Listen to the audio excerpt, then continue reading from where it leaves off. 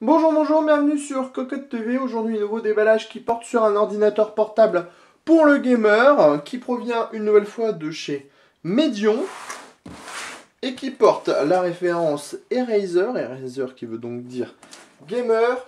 Eraser X7813, vous allez le voir, une belle bébête avec du Sandy Bridge, de la bonne carte graphique et une dalle en 17,3 pouces. On vous donne tout de suite rendez-vous pour sortir la bête de ce carton. On va pas s'attarder 3 heures sur le bundle parce que dans la boîte on trouve surtout les CD pour Windows, les CD d'installation et les différentes notices ainsi qu'un chargeur pour pouvoir recharger la bête. On s'attaque directement donc à cette machine qui est donc assez volumineuse puisque 17,3 pouces. Le poids, on est bien au-dessus les 3 kg, on verra tout ça en détail dans notre test très prochainement, mais on est bien sur une machine de jeu. Donc une machine de jeu, c'est souvent en 13,3 pouces ou 15,6 pouces avec du gros hardware dedans, et le gros hardware, ça prend un petit peu de poids forcément.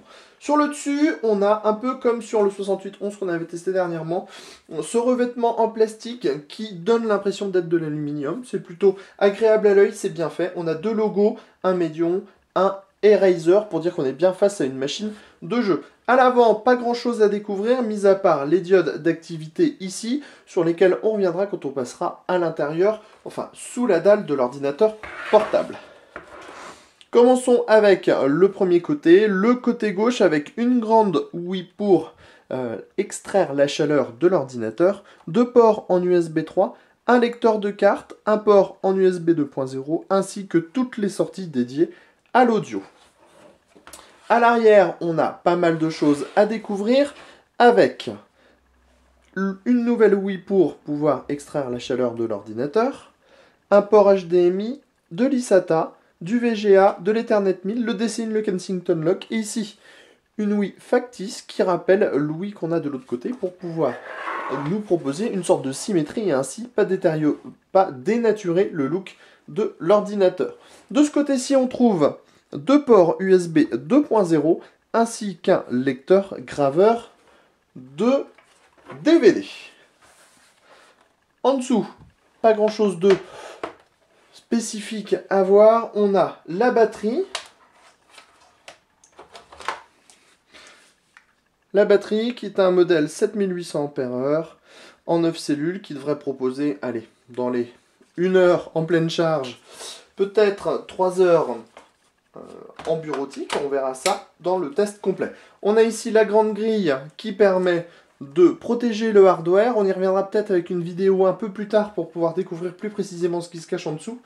Et ici, on a la grille qui cache le subwoofer. On passe tout de suite sous l'écran, histoire de découvrir ce que cache la bête sous cette dalle en 17,3 pouces.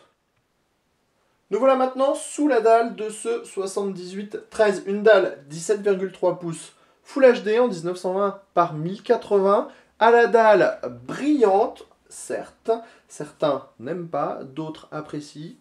Moi je suis plutôt de ceux qui apprécient, car on a plus de contraste, une meilleure luminosité souvent. Voilà, après on va pas rentrer dans le débat du bright contre le mat.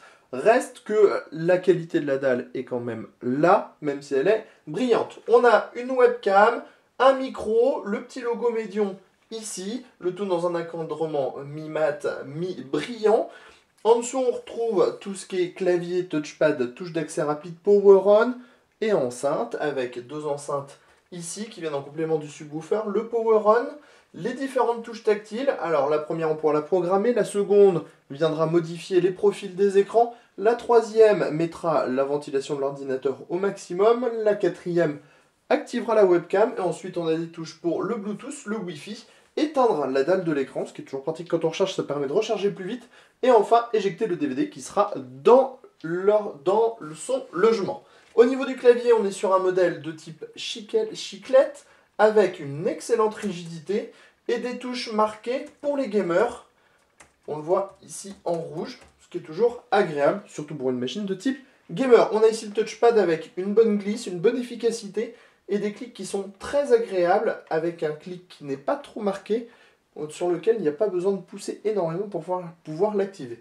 Et enfin, on a ici les diodes d'activité avec le Bluetooth, le Wi-Fi, la charge, la veille et l'activité HDD. Au niveau de la configuration, puisqu'on n'en a pas encore parlé, On voit qu'on a du processeur Nvidia en Core i7, du processeur Intel en Core i7, Sandy Bridge 2630 QM à 2 GHz. On a avec ça 4 Go de mémoire en DDR3333, deux disques durs de 500 Go en RAID 0 et enfin une GTX 560M avec 1,5 Go de mémoire. On vous dira très prochainement si cette machine qui est proposée à seulement 949 € vaut le détour ou non.